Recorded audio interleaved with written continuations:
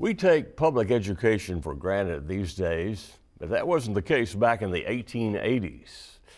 Thanks to the efforts of some northern missionaries, Pleasant Hill Academy became one of the few bright spots in Tennessee back then.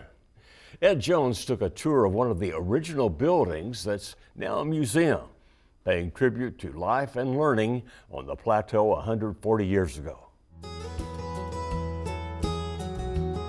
In the sleepy hamlet of Pleasant Hill, just across Main Street from the elementary school, stands Pioneer Hall, the last remnant of Pleasant Hill Academy, the first real school this area ever had. The American Missionary Association, after the Civil War, turned their attention to education of mountain children and American Indians. They established over 500 institutions. Now I'm taking you over here as a boys' dorm. This was made for two and one desk, and there's no closet because they didn't have that much clothes. There are some hangers on the back wall, and that's basically all they had was their clothes that they hung up there. The only time students walk the creaky hardwood floors these days is on field trips to learn about simpler times and a once grand educational institution built by a man on a mission. Sharon Weibel is curator at Pioneer Hall Museum. The AMA sent the Reverend Benjamin Dodge, a congregational minister from New Hampshire, to come to Pleasant Hill to establish a school and a church. He was known affectionately as Father Dodge. He came with his wife Phoebe and his daughter Emma, and they lived here for the rest of their lives. The first building that Father Dodge constructed was the Academy building across the street from Pioneer Hall Museum. The second building was this building, Pioneer Hall, which opened as a dormitory in 1889. The school accepted boys and girls and any age, and many of the students who came were older than what we might think of as grade school and high school students, but it was their chance to get an education. And what an education it was. The AMA employed teachers from the finest schools across the country to share their knowledge with the children of the Cumberlands. The Academy had an excellent reputation academically. Students could go from the Academy to college at the University of Tennessee or to Berea College. They were very well educated in a classical, traditional education, but because of the work program, they also learned life skills. Those life skills not only helped to better prepare the students for the future, but they were essential to keep Pleasant Hill Academy open. They had a blacksmith shop and a lot of woodworking was done, but all the stuff in here was handmade. Docent Al Dwinger walks visitors through displays of items made and sold by the students to keep the Academy afloat. The students did everything. They worked on the Academy farm, in the kitchen, in the dining room, in the garden. They rang the bell.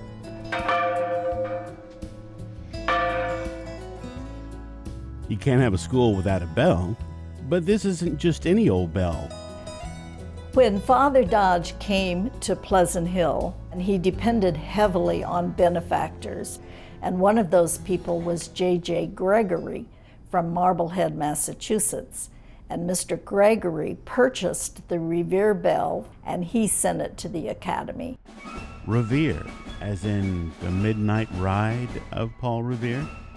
The Paul Revere bell was cast by Paul Revere and Sons in 1817.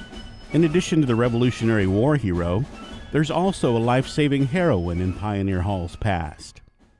Dr. May is a tremendous part of the story.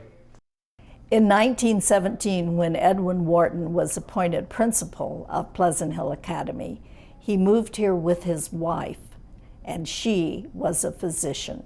So she began treating students at the Academy and people in the area.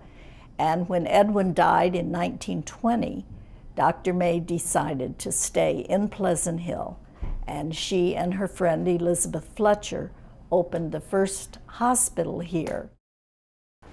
So Dr. May was way ahead of her time in treating tuberculosis, and One of the main things she did, she set up clinics all around in the area and traveled, and she made house calls all the time. Wherever she was needed, she went. She was very influential in this region. Dr. May became known as Doctor of the Cumberlands.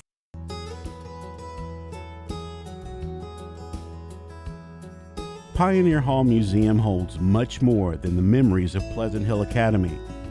Upstairs, you'll find a remarkable collection of items that made life on the plateau a little easier. Some of you remember an ice box? Yeah. All right. Here's an ice box, and as I remember, you'd hang in the window this sign each week about how many pounds of ice you wanted, and then the iceman would cut the ice in his truck and bring it in and put it in the ice box, and of course it turned to water in about a week. We move into an area upstairs that we call Life on the Cumberland Plateau, and that includes a kitchen and a general store and artifacts from the farm and the home. Artifacts that bring back memories for many visitors. I'm loving it. I'm loving it. All the antiques, the things that I see that I've used during my lifetime with my parents and grandparents. I don't want this history to be lost to our children. You need to know your history. You need to know your roots. I hope that visitors take away a sense of the creativity and the courage and the hard work that was needed for people to flourish here.